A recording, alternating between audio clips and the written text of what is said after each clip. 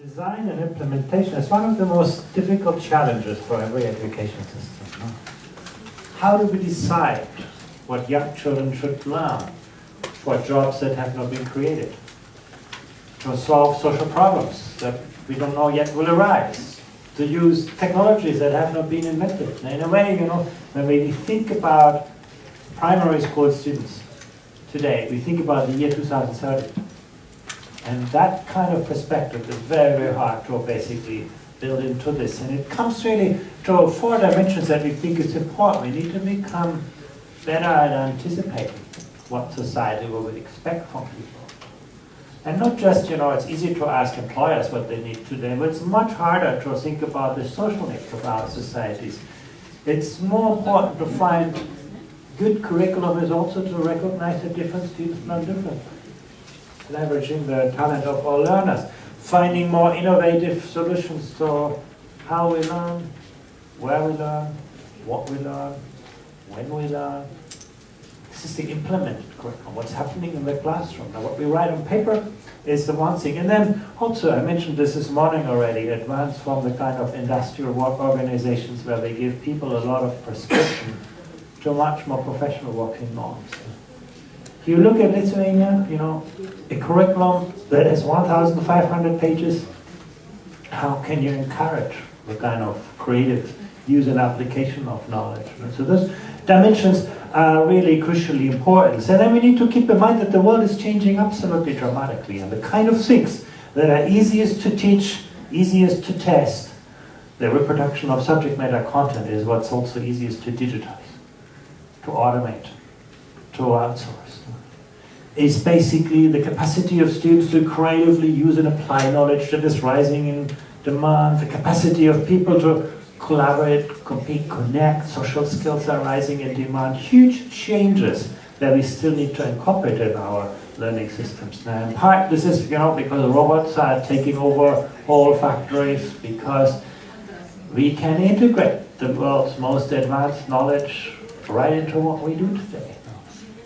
This is the challenge of our time. If you think about, the most basic piece of curriculum, teaching people reading.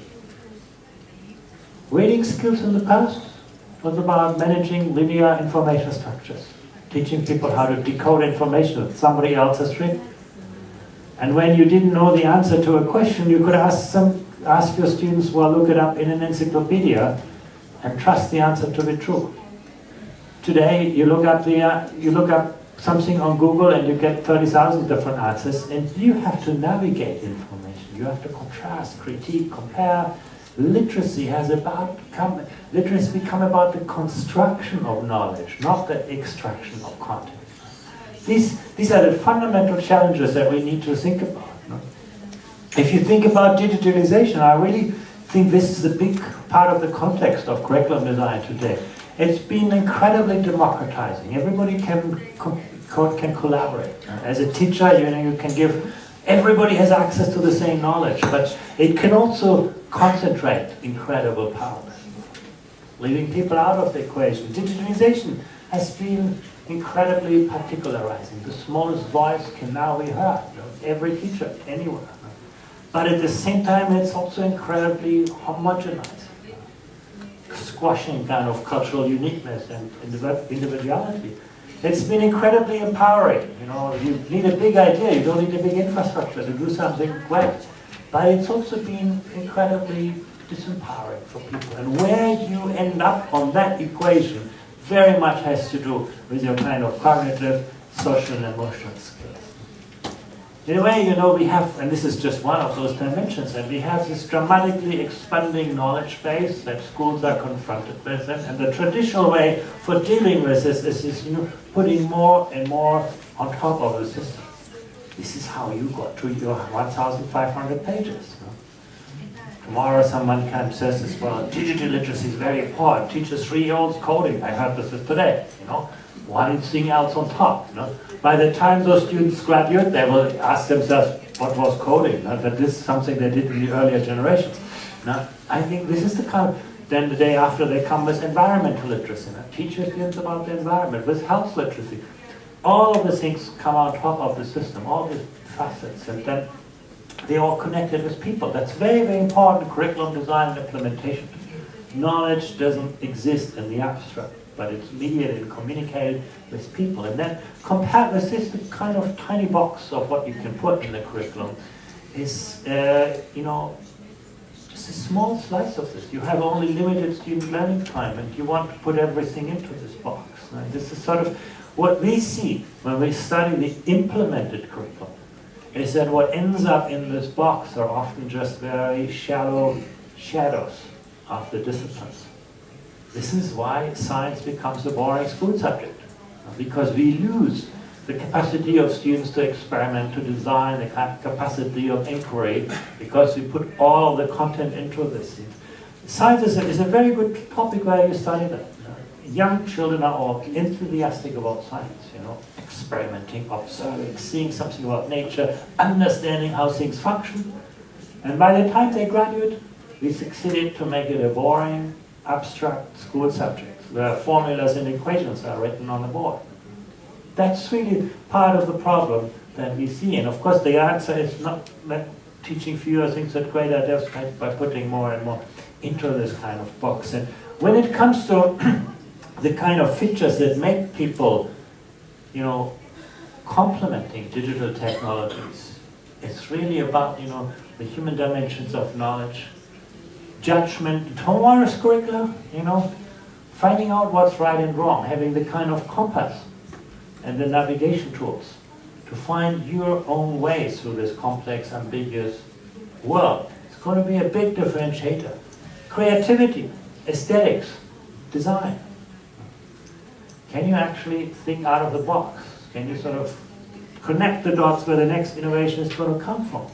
Political and civic life, physical health, economic life. Those dimensions are going to be crucially important in curriculum design. So, how do you do that? That's really where I want to put the focus on. We have created a picture that looks very complex, but I'm going to lead you through this step by step. We sort of think curricula really needs 3 dimensions. What you know, what you can do with what you know, but very important, the attitudes and values that enable you to mobilize your cognitive and non-cognitive resources in a given context. It's often the missing piece. I'm going to talk about this in more detail. When you think about knowledge, the first thing is, of course, disciplinary knowledge. Knowledge of physics, knowledge of chemistry, knowledge of mathematics, knowledge of history. But actually, we put a lot less emphasis on epistemic understanding. Can you think like a philosopher? Can you think like an historian? Can you think like a mathematician?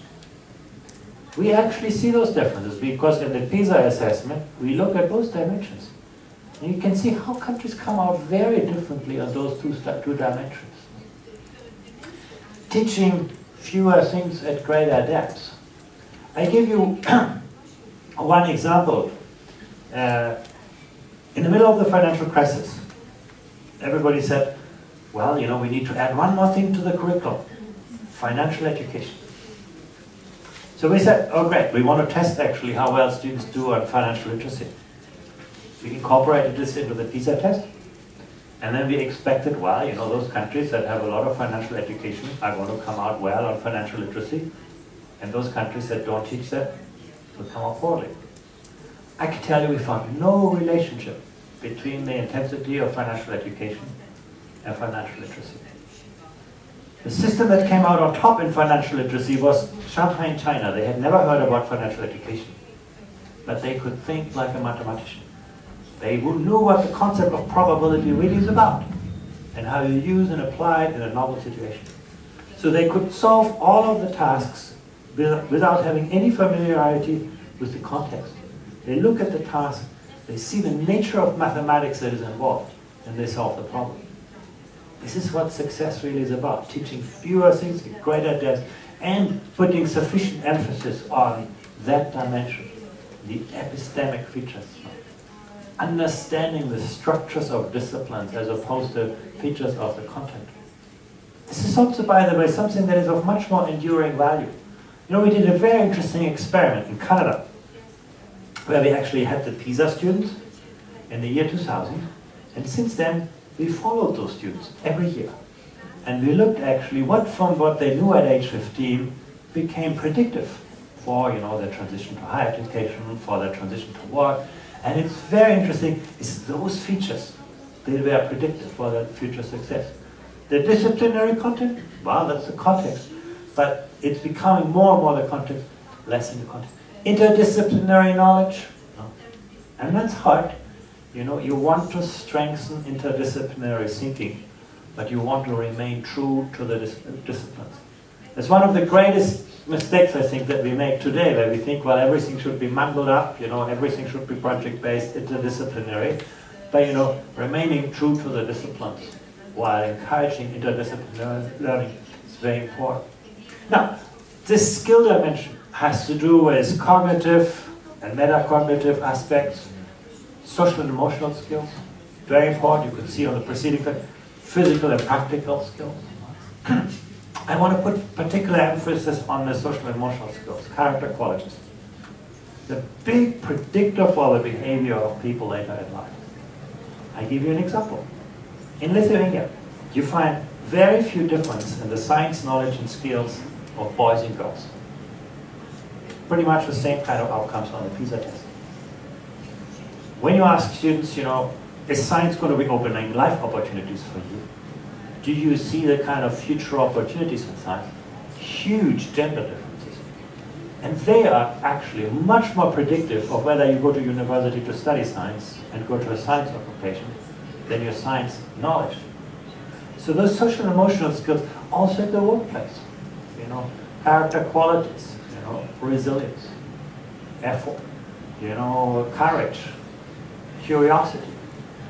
Those kinds of attributes are hugely, hugely important. And then, attitudes and values. This is where things become very, very complex and difficult. But I give you an example. You go to Singapore. In Singapore, European curricula all start with this. They basically start with the knowledge foundations, and then everything is built on top of this. Singapore has started with this. Singapore starts its curriculum to build around core values that they want to strengthen, social responsibility, intellectual curiosity, tolerance. They've basically defined those attitudes and values, and then the school subjects become just instruments to develop them. Sports, for example. Sports in Singapore is not about, becoming good in sports, becoming a great athlete. That's one of the symptoms. But sports is basically about, how do you take responsibility of yourself? How do you develop, courage? How do you develop persistence? Keep trying to reach the maximum. How you develop responsibility for your fellow students. Sports becomes one of the many instruments to foster the kind of core values they see in Singapore at the heart of teaching. Why does it make teaching much easier? Because they can put everything to the test. Is this kind of subject really fostering those values or not? In Europe, where knowledge is expanding exponentially, our temptation is to expand our curricula exponentially. The problem is student learning time doesn't expand, and we have only 24 hours in the day, and we have exhausted that time. So that's how in Europe, many of our curricula have become a mile wide and an inch deep. We teach lots of things at relatively shallow depths, and so on. But these three dimensions is what we see. This is what the OECD, we believe competency is about. It's not one of them, but competence is basically your capacity to mobilize cognitive, social, and emotional resources in a given context in real time.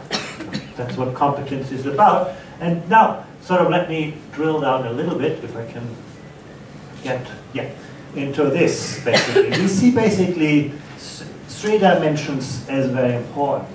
In a world in which we live today, creating new value, doing something, this is about innovative skills, creative skills, basically adding something to what, finding ways to complement the artificial intelligence with the human qualities.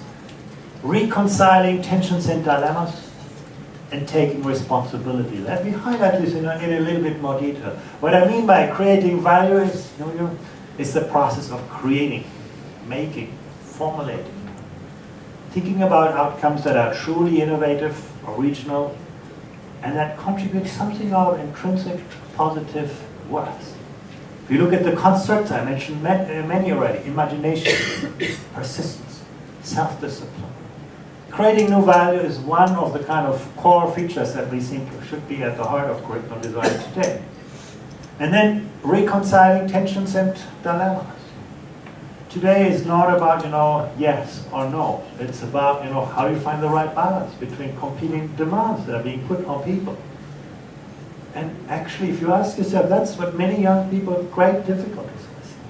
The world is not black and white. The world demands from people to actually manage. In the past, the key word was sustainability, keeping the world in balance. Today, the key word is resilience, living in a structurally imbalanced world, reconciling diverse perspectives, reconciling diverse interests.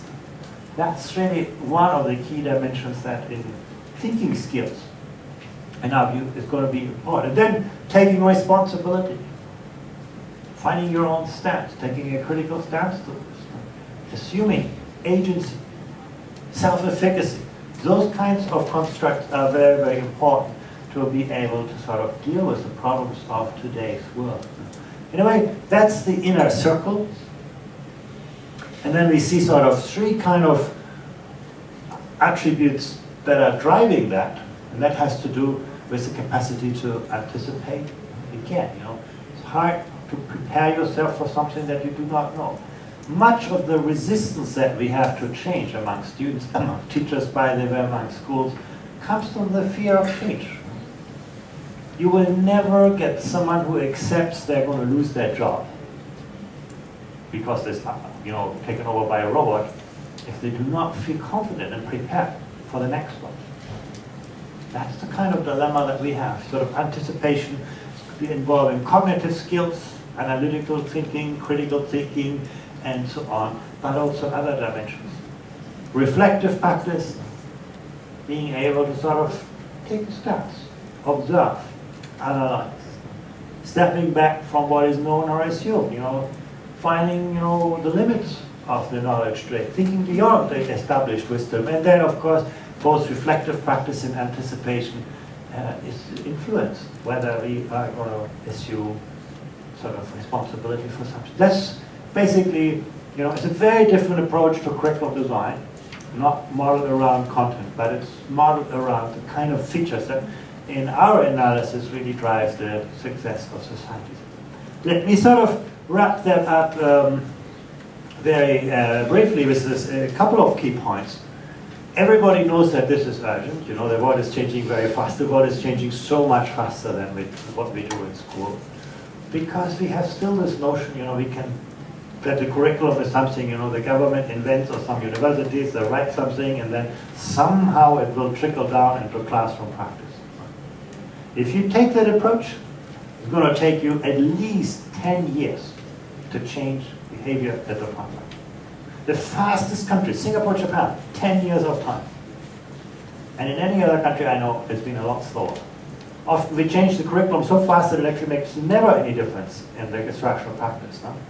That teachers don't teach how they were taught to teach, but they teach how they were taught. That's the kind of dilemma that you have when curriculum design becomes disconnected from practice. If you believe that you have the curriculum design here, and then you change the teacher training, and then the teachers will somehow change their practice, you build 40 years of change into the system, because you're only going to change 2% of your teaching force every year. It's going to take you 40 years. Only way how you actually make that happen is actually to build frontline capacity for curriculum design. And that's exactly what we see in the most advanced education systems today, where teachers are designers of innovative practice. They're not implementing prefabricated wisdom. If you want to actually be reactive to change, building capacity at the front line, for assessment, that's really, really critical.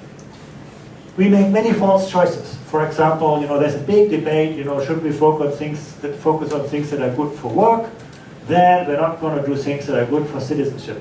That really is, I think, one of the biggest myths. If you actually ask yourselves carefully, most of the things, I learn. Or, very, very important, knowledge and skills are seen as ends, opposing ends on a spectrum. I do something more on knowledge, I lose something on skills. I do something more on skills, and I'm going to lose something on knowledge. These are orthogonal constructs. You have to look at them at a multidimensional space. Intended curriculum, you can rewrite your curriculum tomorrow. Implemented curriculum, right? What's happening in the classroom, what's happening, changing behavior, that's really, really important. And then there are divergent views. Again, I mentioned how explicitly should values be incorporated or not in the system. Countries take different answers. Here are a few lessons, and I'm going to wrap up with this, that we found critical. The first is about rigor, cognitive demand. And you'll be surprised what every student can do.